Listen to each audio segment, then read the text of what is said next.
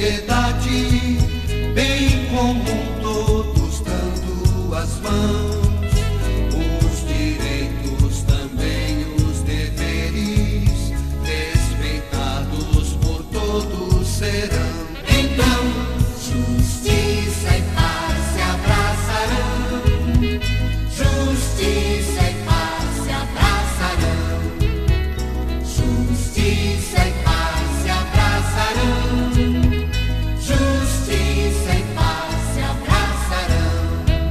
Jesus Cristo, só Ele é o caminho, plena luz a indicar direção de um mundo no amor renovado, novo céu, nova terra virão.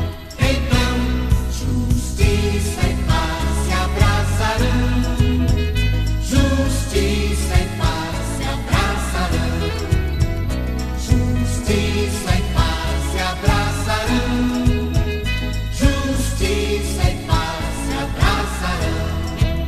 Jesus Cristo, verdade e vida, pela cruz vem a ressurreição, convivência na felicidade, povo irmão rumo à libertação. Então, justiça e paz se abraçarão, justiça e paz se abraçarão, justiça e paz se abraçarão, justiça e paz se abraçarão.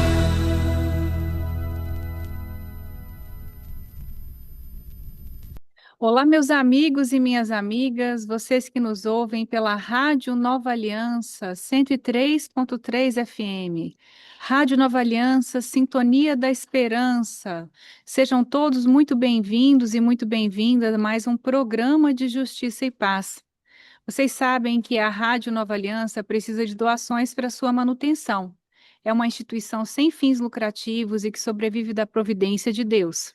A ajuda do ouvinte é essencial para que a missão de evangelizar continue firme, seguindo o seu propósito. Por favor, podem colaborar pelos canais da Chave Pix, é um Pix e-mail, no pix@novaalianca.org.br. Vou repetir para você. Chave Pix, pix@novaalianca.org.br. Sigam nas redes sociais, no Instagram, no @Rádio Nova Alianca BSB. Rádio Nova Aliança, Sintonia da Esperança, frequência 103.3 FM. Olá, meus amigos e minhas amigas. Hoje eu estou aqui com o Luiz Felipe Lacerda, que é do Observatório Olma, observatório que é nosso parceiro e nos acompanha ao longo dessa caminhada, especialmente nos diálogos de justiça e paz. O Luiz Felipe, ele já é, como é que fala assim, já é de casa praticamente. Ele é secretário executivo do OLMA e coordenador da cátedra Laudato Si. E o motivo do nosso programa de hoje é justamente que no próximo dia 6 de outubro, às 19 horas, lá no Centro Cultural de Brasília, na 601 Norte, nós teremos o Diálogos de Justiça e Paz, que vai tratar da COP30 e da Cúpula dos Povos. O título desse diálogo é Conseguiremos reagir à crise climática? Teremos duas convidadas, a Doris Meire Almeida de Vasconcelos, a nossa querida Doris, que é assessora da Repano Brasil, e a Luciana Abade Silveira, que é coordenadora de mobilização da COP30 da Secretaria de Participação Social da Presidência da República. E o Luiz Felipe vai mediar esse grande encontro que vai ser presencial no CCB, na 601 Norte, no dia 6 de outubro, às 19 horas, Centro Cultural de Brasília, mais um Diálogos de Justiça e Paz. E a gente veio aqui conversar hoje para antecipar esse momento um pouco e para trazer outras informações, porque a gente sabe que muitas vezes no Diálogos a gente não consegue tratar de tudo. Inclusive, essa semana, eu e o Luiz Felipe somos autores na nossa coluna de Justiça e Paz, no jornal Brasil Popular. Vou deixar o link na descrição do vídeo para quem nos acompanha pelos canais do YouTube e do Facebook no @CJP Brasília. O link direto para o artigo, que é onde a gente fala justamente da COP30 e de como a Igreja Católica vem se preparando para esse momento. Luiz Felipe, seja bem-vindo. Muito obrigado, Ana Paula. Saudações para os amigos e para as amigas que nos escutam na rádio e que nos assistem também pelos canais da comissão. É um prazer estar aqui trocar um pouquinho com vocês sobre essa pauta tão importante e atual, não é? Luiz Felipe, você tem uma longa trajetória de luta pelos direitos socioambientais. Não é à toa que você é secretário, né, do Observatório Socioambiental Luciano Mendes de Almeida, e que é uma instituição que é muito ativa, trabalha muito em defesa das populações, principalmente populações tradicionais, vulnerabilizadas, e tem vários projetos importantes na questão climática. A ideia de trazer esse diálogo sobre a COP30, ela surge nesse contexto do Brasil e especialmente a Igreja Católica está se preparando para esse momento. Conta para a gente um pouquinho o que você tem percebido ao longo desse processo que a gente pode falar sobre a COP30. Só para as pessoas terem uma ideia, acho que é bom fazer uma introdução, talvez, né? A COP30 é a 30ª edição da Conferência das Nações Unidas sobre Mudança do Clima, que vai acontecer em Belém do Pará entre 10 e 21 de novembro de 2025. E os temas vão ser justamente relacionados à crise climática e compromissos mais ambiciosos de diminuição de emissões de gases do efeito estufa. Feita essa introdução breve, agora eu vou passar a palavra ao nosso convidado e eu espero para você complementar demais essa fala e trazer os detalhes desse nosso evento. É isso, Ana. Obrigado. Realmente, bom, aqui a gente fala desde o Observatório Nacional de Justiça Socioambiental Luciano Mendes de Almeida. Luciano Mendes de Almeida foi um jesuíta, né? Foi presidente da CNBB na época da redemocratização do Brasil. Era conhecido como o amigo dos pobres. E o Observatório, então, homenageia Dom Luciano e trabalha como um articulador de todas as organizações, obras sociais da Companhia de Jesus no Brasil e fazendo a articulação dessa rede, que a gente chama de Rede de Promoção de Justiça Socioambiental do Brasil, da província dos Jesuítas do Brasil, com todas as estruturas da companhia na América Latina e também desde outras conferências que são organizadas em cada continente. Então, a gente tem esse papel, o papel de pautar e trabalhar a perspectiva da ecologia integral dentro das realidades onde a gente se envolve, apoiar ou protagonizar projetos, tanto no campo da incidência política, quanto no âmbito da produção do conhecimento, e a gente vai fazendo essas dobradinhas, inclusive com as universidades, para desenvolver todos esses projetos, né? Então, eu mesmo sou secretário executivo aqui do OMA, mas estou vinculado a uma universidade dos jesuítas, que é uma das mais antigas universidades católicas do Nordeste brasileiro, que é a Universidade Católica de Pernambuco, e lá também faço a gestão dessa cátedra, que é a Cátedra Laudato Si. E é um momento muito interessante para a gente refletir sobre o que está acontecendo, né, Ana? Porque a gente está celebrando os 10 anos da encíclica do Laudato Si, estamos vivenciando a campanha da fraternidade, que traz o tema da Laudato Si, e estamos, ao mesmo tempo, 10 anos depois da Conferência das Partes do Clima da ONU, que foi aonde fizeram o Acordo de Paris, né? E que é o acordo atualmente vigente sobre mudanças climáticas. Então, ao mesmo tempo que nós estamos fazendo essa avaliação do caminho da COP de Paris e do Acordo de Paris até aqui, nesses últimos 10 anos, também celebrando e revisitando as nossas práticas no campo da ecologia integral. Então, a gente tem que entender que o movimento que acontece é um movimento concomitante. A encíclica, ela tem uma história bem aliada com as conferências do clima. Inclusive, rezam as lendas que o Papa Francisco deu até uma apurada no pessoal que estava terminando o texto para que a encíclica pudesse ser lançada ali às portas do Acordo de Paris, e como foi realmente. Inclusive, a encíclica ela traz todo um capítulo que fala da importância dos países na conjuntura internacional, nos acordos bilaterais. Então, a encíclica ela traz para a gente essa perspectiva da conversão pessoal, mas ela também traz a perspectiva do fortalecimento da democracia, das políticas públicas, da importância dos Estados-nação para fazer esse trabalho de combate às mudanças climáticas. E tudo isso se converge agora, nesse momento, na 30ª Conferência do Clima, que acontece pela primeira vez na história na Amazônia e pela primeira vez na história no Brasil.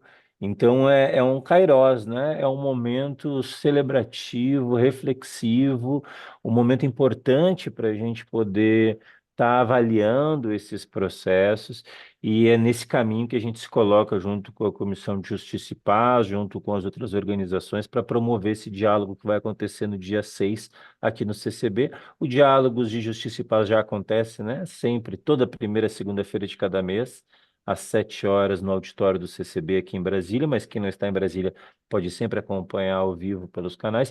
E como você disse, a gente vai então agora contar com essas duas mulheres que estão super envolvidas, não é, na temática, uma pelo lado do governo, né?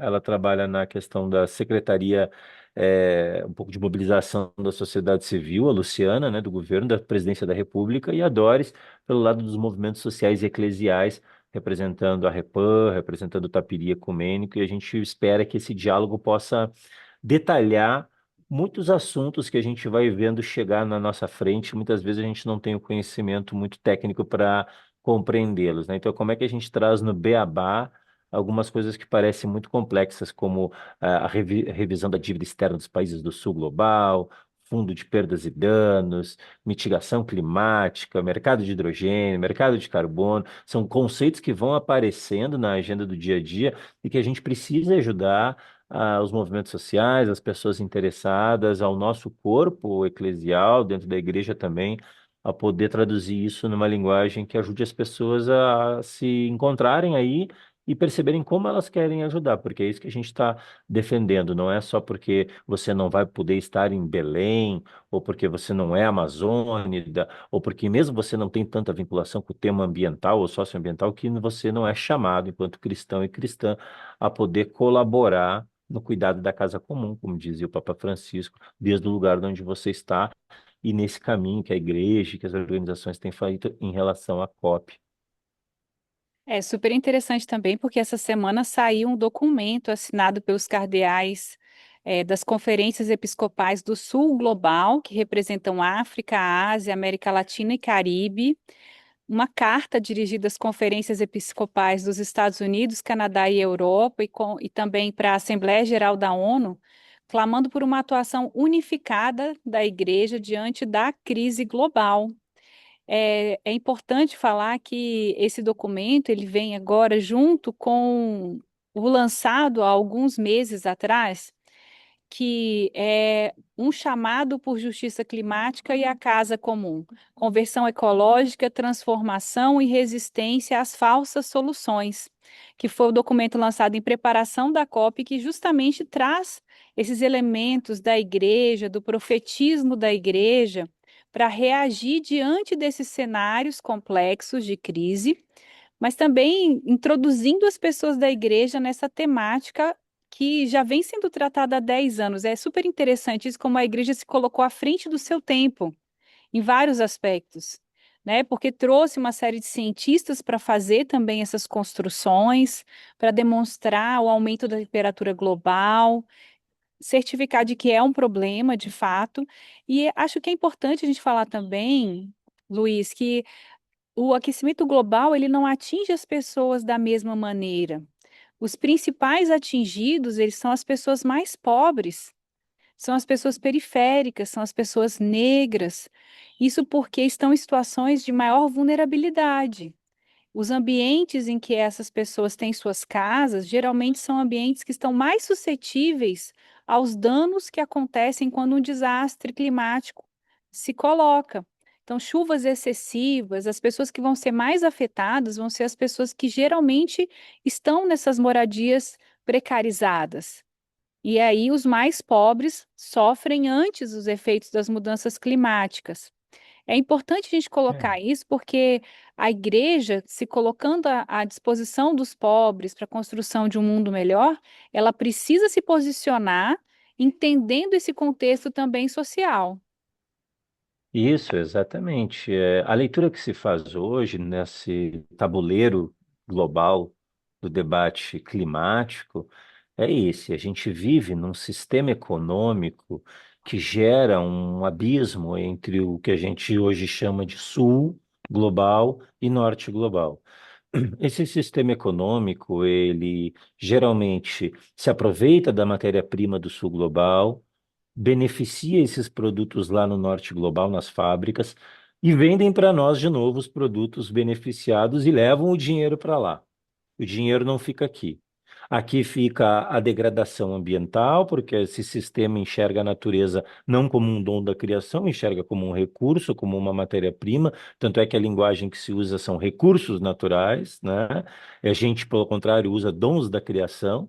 Então, esse sistema ele vai fazendo esse fosso entre o norte e o sul. E esse fosso é um ciclo vicioso, porque ao mesmo tempo que ele explora o desenvolvimento econômico do sul, ele gera muitas vulnerabilidades. E esse sistema, como está embalado, como o Papa Francisco mesmo já dizia, num sistema consumista, ele tem muito impacto ambiental. Então ele começa a gerar um desequilíbrio no sistema do planeta Terra. E esse desequilíbrio, ele é sentido mais em lugares onde as populações são mais vulneráveis porque têm menos condições, inclusive econômicas, de se precaver. Então, a fórmula que se percebe é que o sul global polui menos e sofre mais impacto. Então, por isso, uma das grandes agendas que a gente vê dentro da Conferência do Clima é a questão do fundo de perdas e danos, que por trás está a ideia de que os países ricos, os países do norte global, têm que se responsabilizar de um jeito diferente pelas crises e os fenômenos extremos climáticos. Então, eles precisam doar um dinheiro para dentro de um fundo para que esse fundo gere políticas públicas de adaptação climática no sul global. E é uma grande briga, porque às vezes eles não aceitam que eles poluem mais, ou não aceitam que eles têm que dar aquela quantidade de dinheiro. Então, até hoje, já vai se arrastando há bastante anos, a constituição desse fundo, que hoje se estima que precisaria de US$ 1 trilhão para que pudesse construir políticas públicas de mitigação no sul global. A gente viu a mesma coisa na pele, numa micro escala, no contexto da quando foi a pandemia, né, Ana Paula? As pessoas diziam, nós estamos todos no mesmo barco. E não era verdade, né? Nós podíamos estar no mesmo mar, navegando no mesmo mar, mas alguns estavam navegando de lancha e outros de canoa, né? Não é possível tu dizer que uma pandemia impacta igualmente uma pessoa que tem estabilidade no seu trabalho, que pode ficar em casa, pode fazer home office, que vai ter o seu salário garantido no final do mês, em comparação a alguém que vive da venda diária, por exemplo, no mercado informal, e mais de 48% da população brasileira vive no mercado informal. Como que essas pessoas não podiam sair de casa? Como é que as pessoas conseguiriam vender para comer, por exemplo? O mesmo fato é a crise climática, né? A gente não pode dizer que um desastre ou uma emergência climática afeta da mesma forma uma pessoa que vive num bairro nobre em relação a uma pessoa que vive numa favela que tem menos condições estruturais de se precaver e se defender de um extremo, um evento extremo.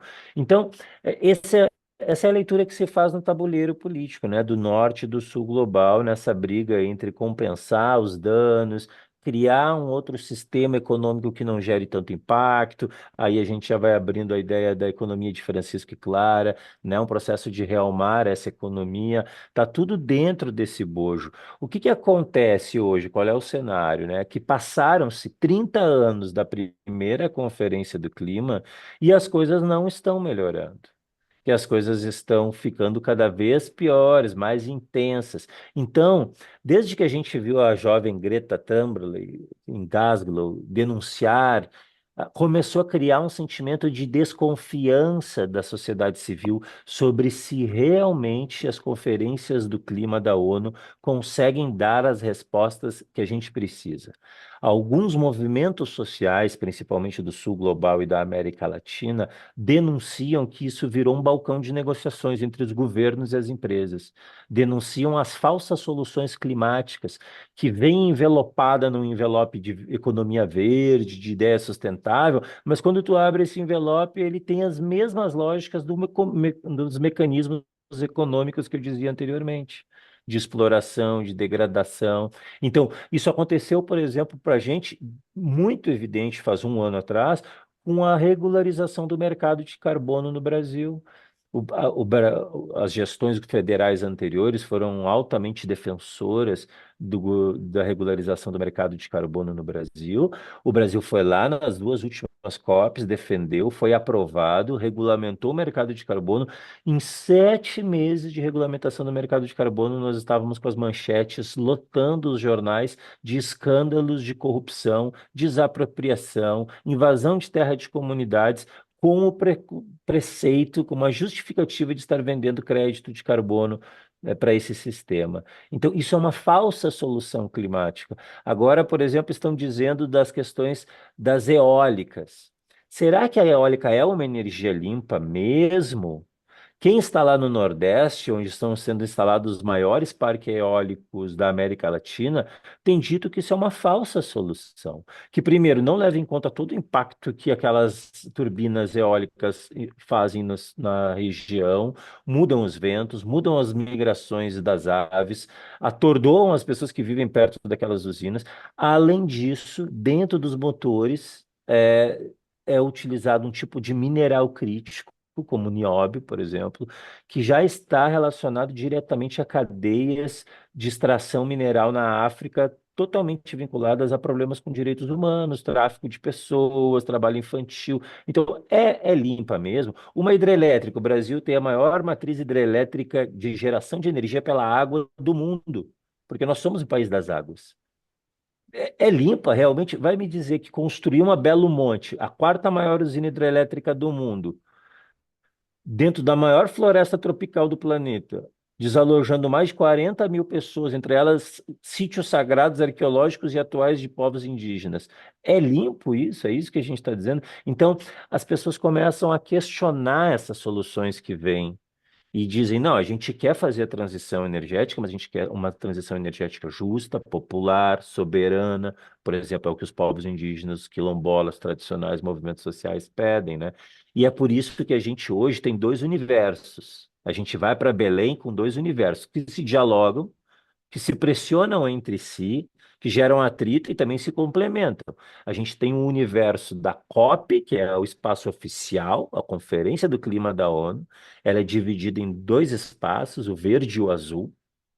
Lá só entra a gente que tem crachá, só entra as delegações oficiais de cada país e as empresas que aprovaram programações ou que pagaram bastante dinheiro para ter um estande lá dentro. Então, essa é a COP. E a gente tem, por outro lado, a Cúpula dos Povos, né? Ou em espanhol o pessoal chama de a Cumbre de los Pueblos, que é então todo o movimento social. É a outra cúpula, é a outra COP, digamos assim, é o espaço onde os movimentos sociais de todos os continentes se encontram para trocar experiência, fortalecer as práticas, criar coisas novas e pressionar quem está lá dentro daqueles espaços verde e azul a tomarem soluções que realmente são verdadeiras soluções climáticas e não falsas soluções climáticas. Esse é o universo que a gente vai viver em Belém, né? A Cúpula dos Povos está sendo organizada na região das Docas, para quem conhece Belém, uma região turística, enquanto que a COP, quer dizer, está sendo realizada nas Docas, que é o evento oficial, e a Cúpula dos Povos está sendo organizada dentro da Universidade Federal do Pará.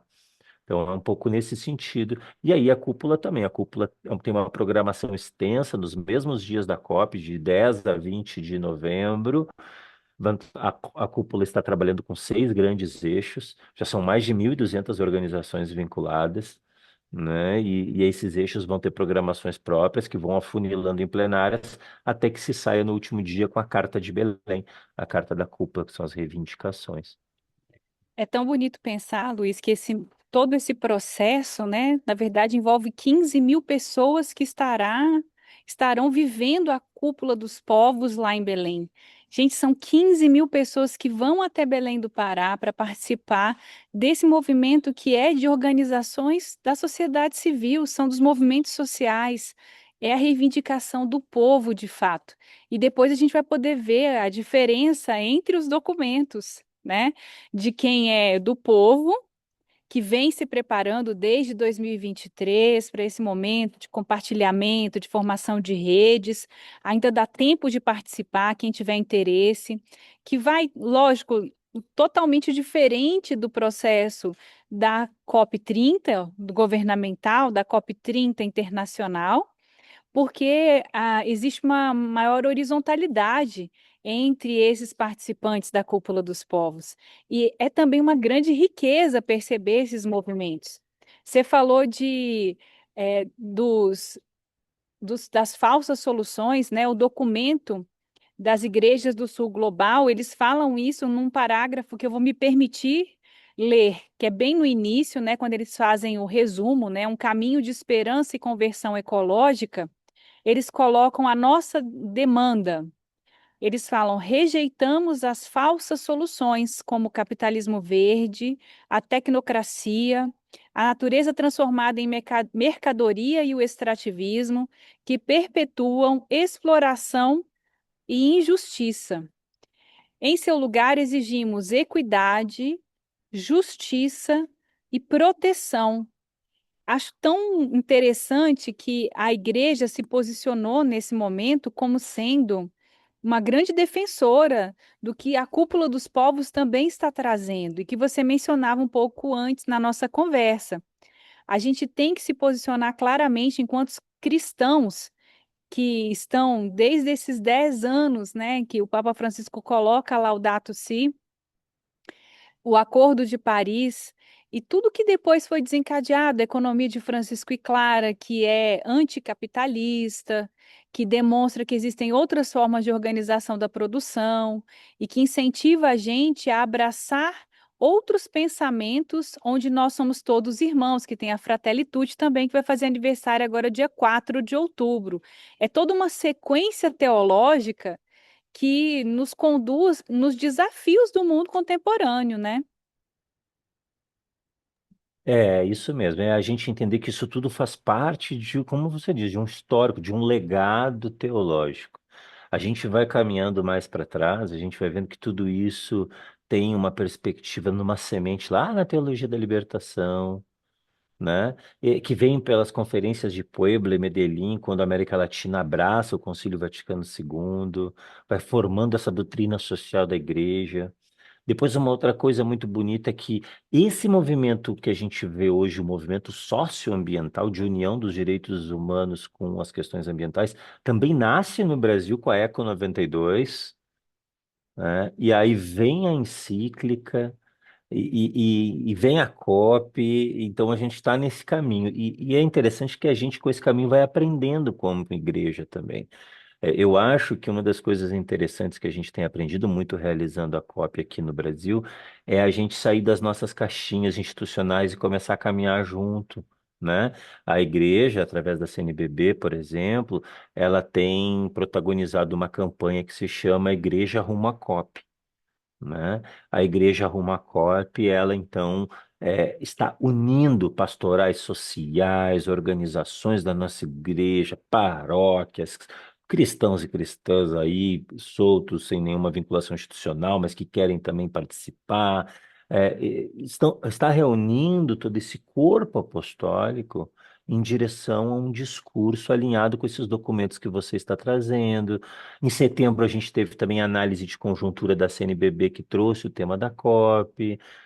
Temos a encíclica e depois a Laudato Demum, que faz essa leitura da encíclica para esses tempos atuais, né? Então, é, tudo isso vai nos colocando num caminho de horizonte comum, que fazia tempo que a gente precisava dele, né? E acho que a CNBB foi muito feliz em poder unir dentro da Igreja Rumo à COP todas essas forças eclesiais. Então, estamos todos lá juntos, como um grande corpo da igreja, trabalhando nessa campanha. Essa campanha, ela tem realizado, já realizou, na verdade, terminou o ciclo agora, pré-COPs em todos os regionais da CNBB, com mística, com círculos de debate, com espiritualidade, escutando a voz do povo, e agora vai ser sistematizado essas colocações do povo de Deus de cada base, de cada regional, construído um documento para ser entregue aos bispos que estarão lá em Belém, como uma ferramenta de argumentação deles para essas agendas, não só que defendem os documentos, mas que trazem a voz do povo também. Então a gente teve agora no setembro mesmo, a gente teve o seminário de retorno aqui em Brasília da Igreja Arruma Cop e foi então apresentado um pouco esse percurso.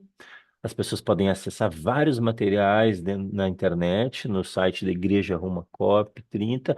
Lá tem subsídios para trabalhar com as comunidades, lá tem subsídio para trabalhar dentro de escola, com crianças, tem podcast, tem vários materiais que a gente pode utilizar para pautar esse tema através de várias linguagens a respeito de todas essas agendas que a COP vem trabalhando. Então, a Igreja Roma Cop ela está caminhando nesse sentido. A CNBB está organizando um grande seminário lá em Belém, no dia 12 de novembro, no meio da COP, portanto, onde vai estar recebendo, inclusive, delegações do Vaticano, de outras conferências eclesiais da América Latina e de outros continentes.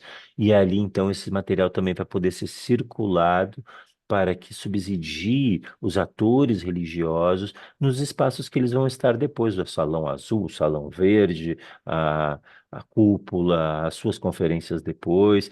Então, eu acho que a igreja fez um movimento acertado nesse sentido e que vai nos unificando enquanto corpo apostólico num discurso comum, né, do cuidado da casa comum.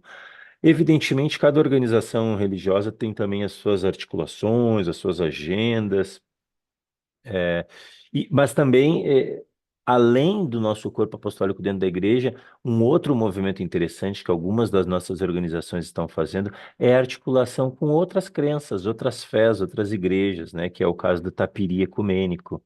O Tapiri Ecumênico é uma articulação que está dentro da Cúpula dos Povos, que trabalha esse eixo do fé e clima, que é um eixo que tem crescido muito, sabe, Ana? É, uma das grandes inovações, inclusive, das últimas conferências do clima foi ter um pavilhão da fé. As pessoas cada vez mais estão refletindo sobre como as comunidades de fé, seja quais forem as fés, impactam na questão dos conflitos socioambientais, podem ajudar nesses conflitos, ou como podem retomar a perspectiva do vínculo do ser humano com a natureza. Então, esse é um eixo que vem crescendo muito. E esse eixo se manifesta na nossa articulação aqui no Brasil no Tapiri Ecumênico, que vai acontecer lá do lado da Igreja Anglicana de Belém, uma programação também todos os dias em Belém durante a COP, e que vai pautar as denúncias e os anúncios de todas as crenças e religiões vinculadas a esse tema, os católicos, os kardecistas, as religiões de matriz africana, os protestantes, os indígenas.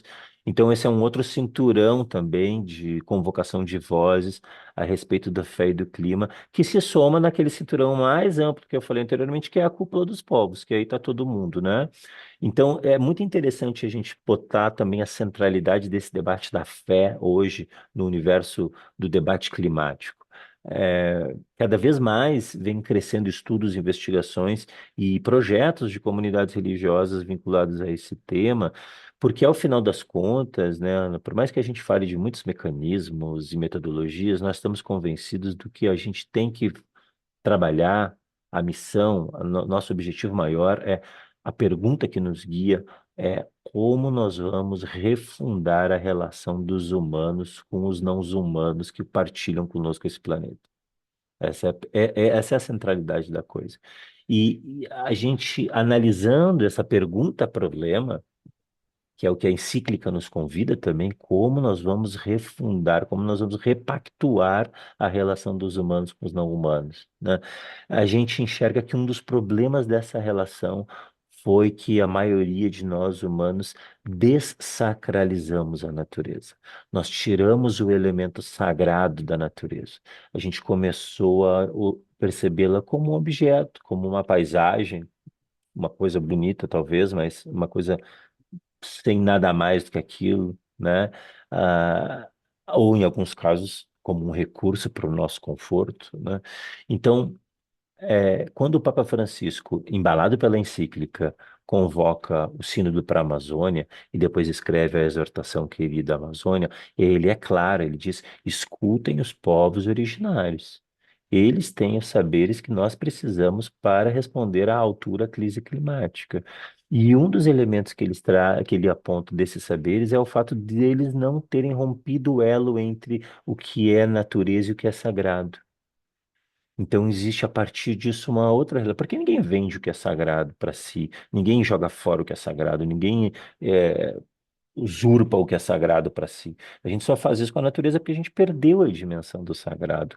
Então, como que a gente pode retomar o tema do sagrado para a nossa relação com a natureza? E isso é especialmente importante no Brasil, no Brasil dos últimos 10 anos, quando os discursos religiosos foram politicamente aparelhados para gerar disputa e ódio. Então, hoje, o diálogo interreligioso surge como uma ferramenta pelo eixo do clima para a gente superar essas divisões que criaram entre as diferentes crenças. A gente via muitas vezes um cenário caótico, né, de protestantes contra matrizes africanas, católicos contra protestantes, protestantes contra, né, de alguns determinados segmentos.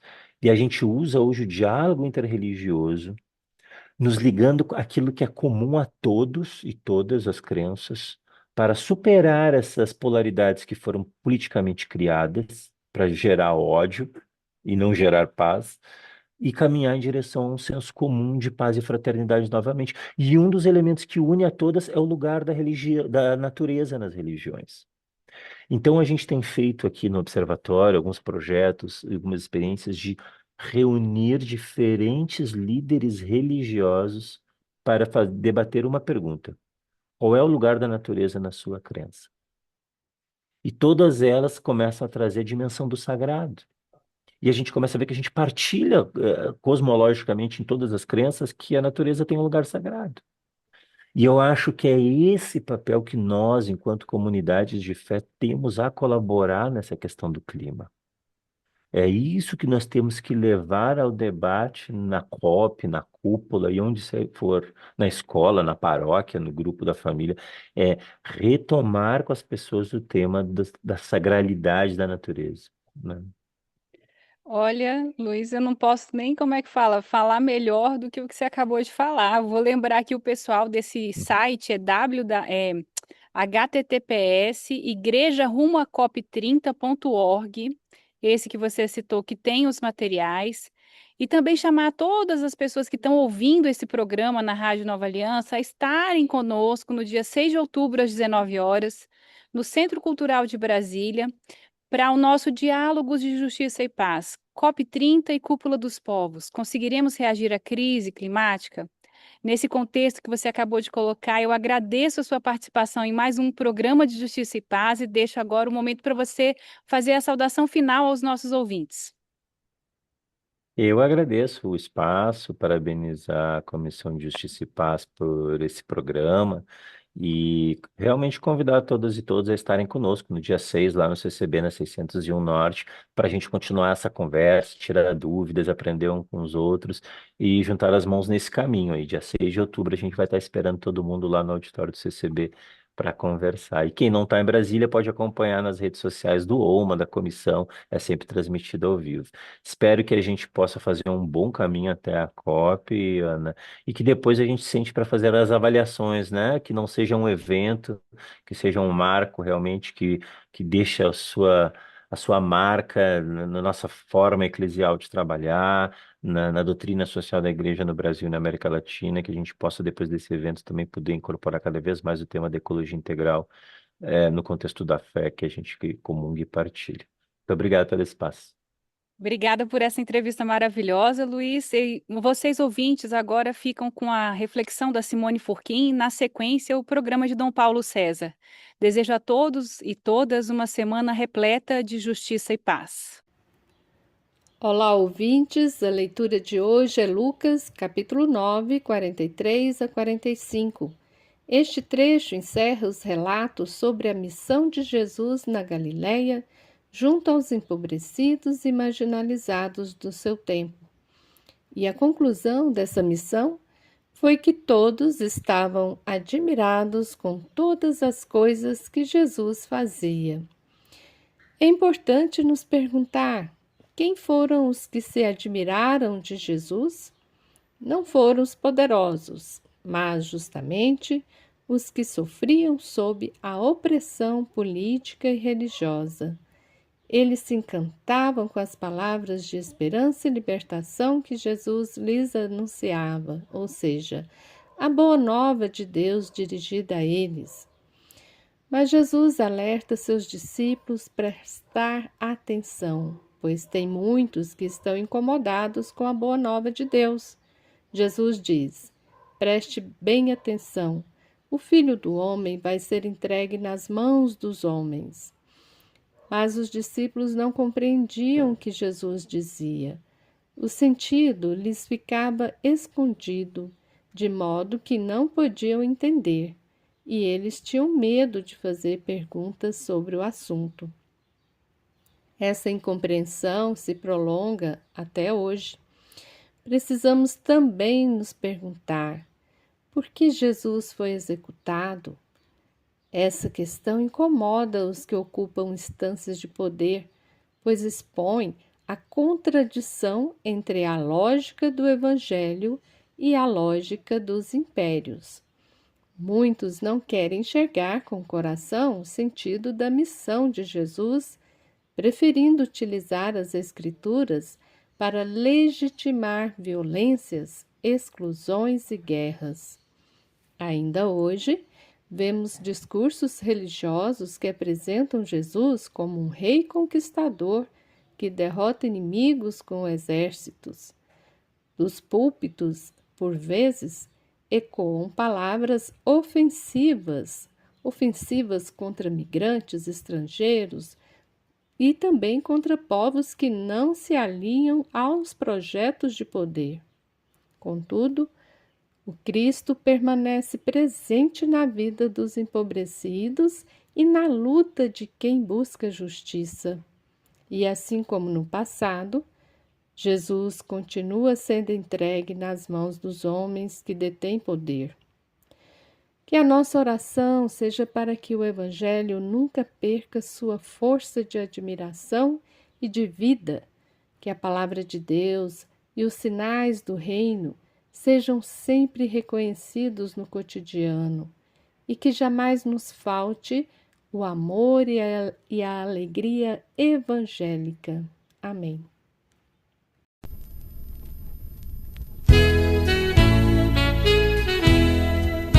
Boa nova, irmão, já chegou.